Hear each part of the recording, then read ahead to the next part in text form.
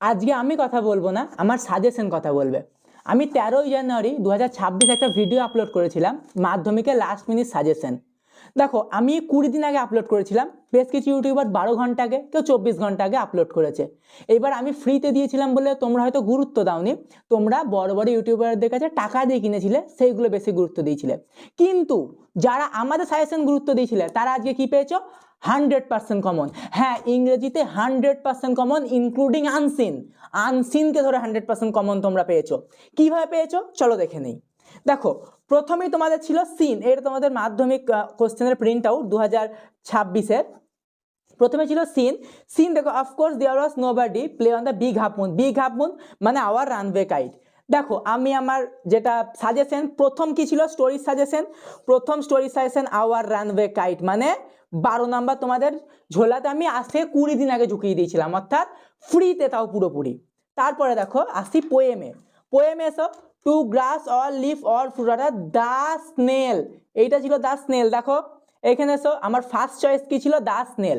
অনেকে বলেছিল the snail আসবে না, অনেক ইউটিউবার দ্য স্নেল দেয়নি, কিন্তু আমি বলেছিলাম না, দ্য স্নেল আসার চান্স ভীষণ, আসতে পারে।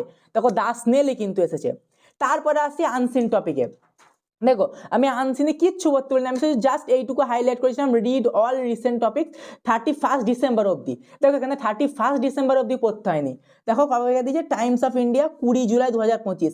আমি একটা ভিডিওতে দুটো নিউজ পেপারের নাম উল্লেখ করেছিলাম, the Telegraph are the Times of India. তার মধ্যে দ্য টাইমস অফ ইন্ডিয়া থেকেই কোশ্চেন এসেছে। এইবার আসি রাইটিং এ। হ্যাঁ, সেই রাইটিং, যে রাইটিং আমি তোমাদের মোটামুটি আজকে 1 মাস ধরে বলে আসছি। দেখো প্রথমেই রাইটিং এ কি আছে?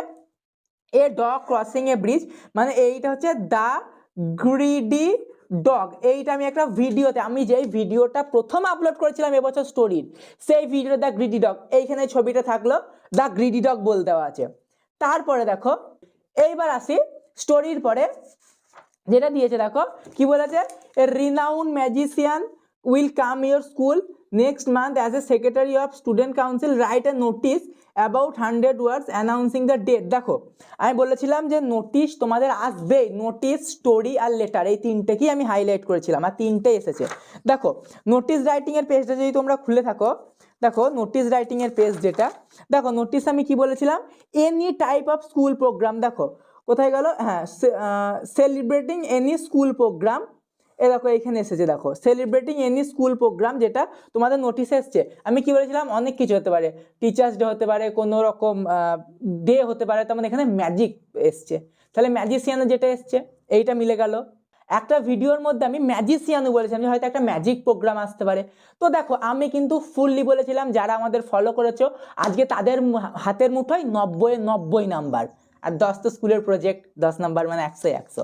আচ্ছা, এরপরে আসি হচ্ছে যেটা তোমাদের কি আছে, লেটার, রাইট এ লেটার।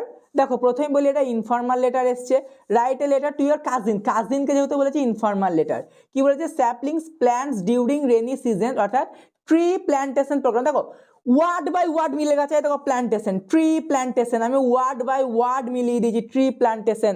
এই ট্রি প্ল্যান্টেশন প্রোগ্রামটা আমি ভিডিওর মধ্যে বলে দিয়েছিলাম যে ট্রি প্ল্যান্টেশন প্রোগ্রাম ভীষণভাবে ইম্পর্টেন্ট। তাহলে আমি 3টে রাইটিংয়ে টোটাল কমন দিয়েছিলাম, তাহলে রাইটিংয়ে ফুল কমন তো গেল। এইবার রাইটিং, সিন, আনসিন টোটালে ফুল কমন গেল। এইবার আমরা চট করে এমসিকিউর উত্তরগুলো দেখে নিই।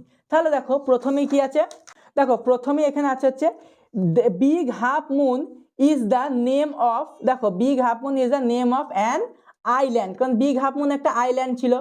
তারপরে দেখো the age of Claude is, ক্লডের এজ কত ছিল? ক্লডের এজ ছিল হচ্ছে 12 ইয়ার্স। দেখো এখানে 12 ইয়ার্স, ক্লডের এজ ছিল 12 years. Esther is the, Esther কে ছিল? দেখো cousin of Claude and narrator, mother of narrator and Claude, neighbour of narrator father, sister of narrator father. এখানে হবে sister of narrator father. Esther aunt, Esther ছিল sister of narrator father, অর্থাৎ বাবার বোন।